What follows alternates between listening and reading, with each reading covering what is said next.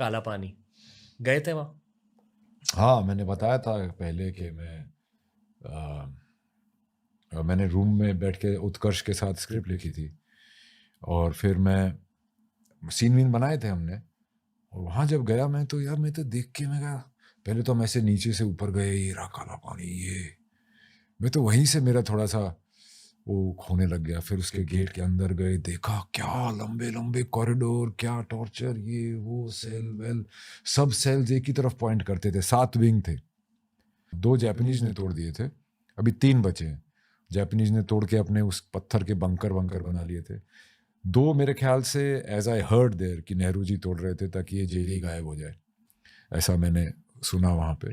पर जो जिनके लोग थे उस जेल में, उनके जो डिसेंडेंट्स थे, उनके जो पोते पड़पोते वगैरह, उन्होंने जाके फिर मुहिम दे के उसको रुकवाया था कि इस जेल को तोड़ो मत, नहीं तो ये जेल टूट रही थी। काला पानी इस धरती से गायब होने वाला था। तो वो 3 विंग बच गए।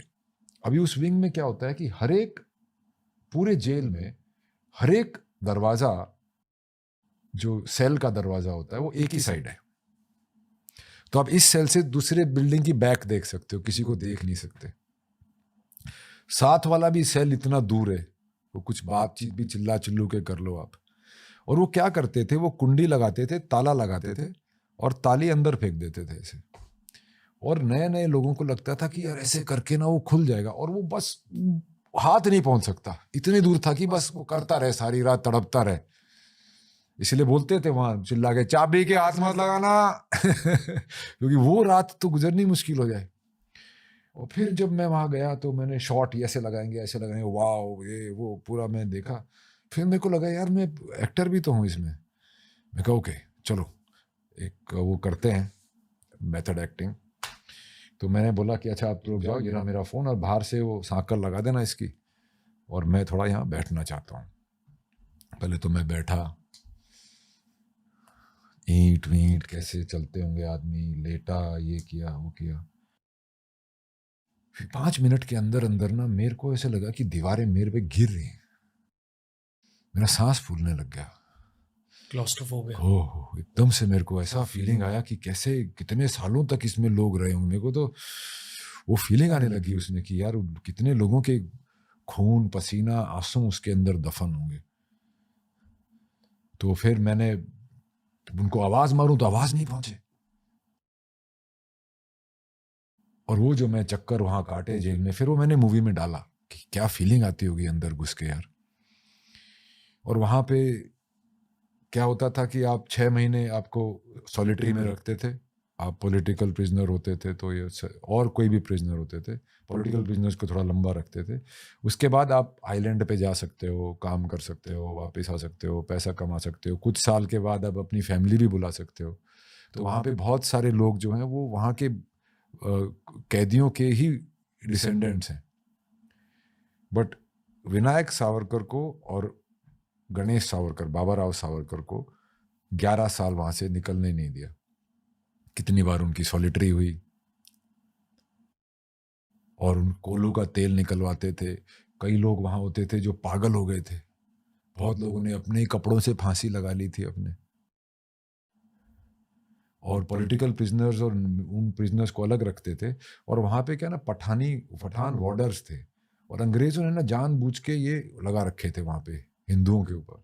तो they used to torture them, गालियां, धर्म के ऊपर गालियां, एक रोटी के लिए आयत बोल लो, कोलू से बचने के लिए हाँ वो बोल देते थे, अच्छा खाना मिलेगा अगर आप कन्वर्जन कर लोगे, ये कर लोगे। तो ऐसे भी चीज़ें होती थी वहाँ। फिर बैरी करके वहाँ पे एक जेलर होते थे, वो बड़े खूंखार होते थे। था वो बड़ा पोलाइट वोलाइट ऐसे ऐसे करता था, पर बहुत ही ज़्यादा वो तो विनायक और उनकी बहुत टसन रहती थी। मिर्ज़ा एक थे वार्डर, और विनायक और बैरी। और अब 11 साल वहां रहे। पहले तो मुझे वहां पहुंचा तो मुझे लगा यार पूरी पिक्चर इसी में बना देता ना, तो भी कम थी। तो मैं वहां पे बहुत शूट करके आया। फिर बहुत ही दर्दनाक जगह थी, और ऑलमोस्ट तोड़ दी थी यार, खत्म ही कर दी थी। किसी को पता ही नहीं चलता आज की तारीख में काला पानी होता क्या था। रात को रहे वहाँ? रात को भी शूटिंग की मैंने। कुछ बदलता था रात में? हम्म, रात को तो एक अलग ही टाइप का सन्नाटा होता था वहाँ पे, अलग ही टाइप के मच्छर वच्छर ये वो, और रात को हवा चलनी बंद हो जाती थी तो और मुश्किल होती थी। कई बार मैं जैसे शूटिंग के उसमें तो आपका रहता है, और हमने कभी वो ऐसा बंद नहीं कराया। मैं कहा जो आ रहे हैं जा रहे हैं उनको जो देखने आते हैं वो करते रहें।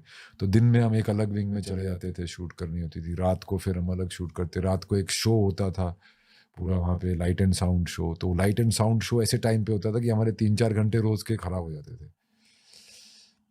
मैं कहा चल ठीक है भाई, ये तो नेशनल मॉन्यूमेंट है, उन्होंने हमको शूट करना अलाउ किया, उतना ही बहुत है। मैं वहाँ के लेफ्टिनेंट जनरल से भी, अपना गवर्नर से भी मिला था, यहाँ पे अपना आईएनबी मिनिस्ट्री से भी चिट्ठी लिखवाई थी कि मैं I am making a movie on a pet Savarkar साहब, और वो काला पानी के बगैर बन नहीं सकती। तो मुश्किल से परमिशन मिली थी, पर उन्होंने मेरे को दे दी थी। तो इट्स वो एक कॉलोनियल का जो बोलते हैं ना कई लोग, और मुझे बचपन में ये भी याद है कि लोग बोलते थे कि यार अंग्रेज कुछ साल और रह जाते तो और तरक्की हो जाती। उन लोगों ने ये नहीं देखा कॉलोनियलिज्म का, जो एक गुलामी का और एक सब ह्यूमन लेवल जो एक लोगों को ट्रीट किया जाता है, वो ऐसी जगहों पे होता था। It is terrible. कुछ सुनाई दिया या दिखाई दिया? मुझे तो कई बार ऐसे दिखता था कि यहाँ पे लोग थे अब नहीं है। एक वो फीलिंग होती है ना कि ये थे यहाँ पे अब नहीं है, जैसे तो डिसॉल्व हो गए उसके अंदर। और वहाँ पे कई बार विंग्स में से, पर इतने लोग थे हमारी यूनिट में तो किसका क्या पता चलता था। पर ज़्यादा दूर कोई नहीं जाता था शूट से, कोनों में सब एक ही साथ रहते थे। कभी बात हुई